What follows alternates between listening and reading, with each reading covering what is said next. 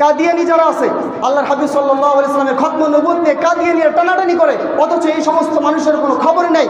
এরা কম্বলের নিচে শুয়ে ঘুমায়, আল্লাহর হাবিব সাল্লাল্লাহু আলাইহি ওয়াসাল্লামকে কটাক্ষ করে, অথচ এদের কোনো ভূমিকা নাই। আল্লাহ রাসূল সাল্লাল্লাহু আলাইহি ওয়াসাল্লামকে অপমান করে, এদের কোনো দায়িত্ব নাই। আল্লাহ রাসূল সাল্লাল্লাহু আলাইহি ওয়াসাল্লামকে সমালোচনা করতেছে, অথচ তাদের কোনো ভূমিকা নাই।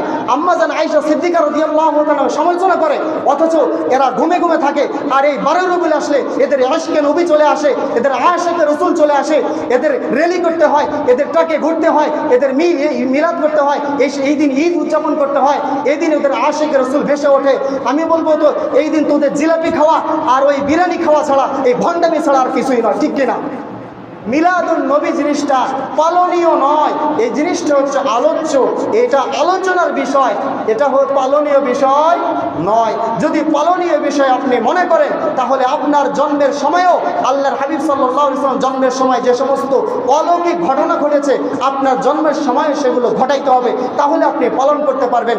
আল্লাহর হাবিব সাল্লাল্লাহু আলাইহি ওয়াসাল্লাম যেরকম খতনাকৃত অবস্থায় দুনিয়াতে আসছেন, আপনাকেও খতনাকৃত অবস্থায় দুনিয়াতে আসতে হবে।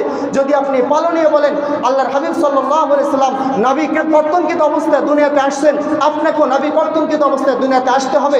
আল্লাহর হাবিব যখন আসছেন, সঙ্গে সঙ্গে সিজদা লুটে পড়ে আল্লাহর দরবারে দোয়া করেছেন, আপনাকেও জন্মের পরে পরে সিজদা লুটে পড়ে আল্লাহর কাছে দোয়া করতে হবে। আল্লাহর হাবিব যেরকম জন্মের সময় পারস্যের 1000 বছর ধরে প্রজ্বলিত আগুন নিভে গিয়েছিল, আপনারও জন্মের সময় সেরকম আগুন নিভে যেতে হবে, তাহলে আপনি আল্লাহ রসুলের মিলাদুন নবী পালন করতে পারবেন।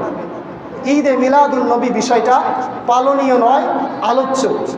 আশা করি আপনারা বুঝতে পারছেন। পালনীয় কোনটা? সিরাতুন নবী, আল্লাহ রসুলের জীবন চরিত্র।